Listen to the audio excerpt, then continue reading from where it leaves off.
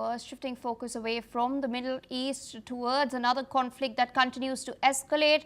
We're now learning that a Russian official has stated that a Ukrainian drone attack on a resort area in the Crimea Peninsula has killed 3 people and injured another 16. The Russian Defense Ministry has described the incident as a premeditated terrorist attack on civilian targets. Russia had taken control of Crimea in 2014 following a referendum that was denounced by the international community. Russia has since wanted Western countries to recognize the peninsula as part of its territory. Ukrainian forces have frequently carried out strikes in the region, including on a bridge connecting it to the Russian mainland.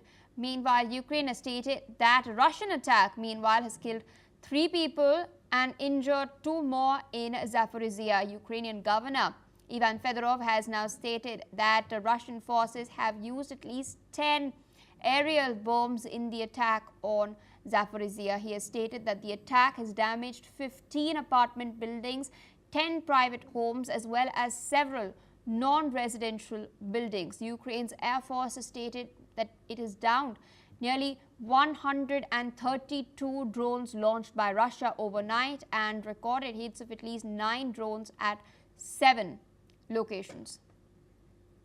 With us on the broadcast is Professor Veselin Popovsky. He's a professor and vice dean at Jindal Global Law School.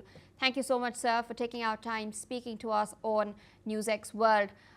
The war has not abated despite Donald Trump's efforts to try to get Zelensky and Putin in one room, try to get them on the negotiating table. It still continues to escalate. We do know that the UN General Assembly is going to be commencing tomorrow as far as the general debate is concerned. What are your expectations from the UN at large when it comes to addressing the loss of lives, the death toll that continues to mount?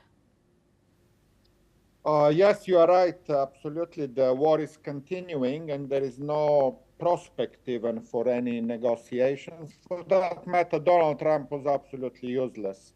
His 8 months delivered nothing. And it delivered nothing because at no point he get any pressure on Vladimir Putin. He was just talking and doing nothing. He met Putin, he delivered some ultimatums and never ever met any of those ultimatums with any measures, sanctions on Russia. And for the General Assembly of the United Nations, yes, Ukraine has a large support. 140 plus countries support Ukraine over several resolutions of the General Assembly. And only 3 or 4 countries support Russia, and among those is North Korea, Belarus, and maybe 1 or 2 more. That's the support Russia has. Even China and India who abstained during the General Assembly vote on the issue of Russian aggression of Ukraine. And this is exactly the language of the resolutions of the General Assembly of the United Nations, Russian aggression against Ukraine. So the world is behind Ukraine. Unfortunately, Donald Trump doesn't realize that yet. Hopefully one day they will. Incompetent president need to, it's longer time to realize what everybody else in the world realizes. All right, so with that, I would like to thank you for taking our time speaking to us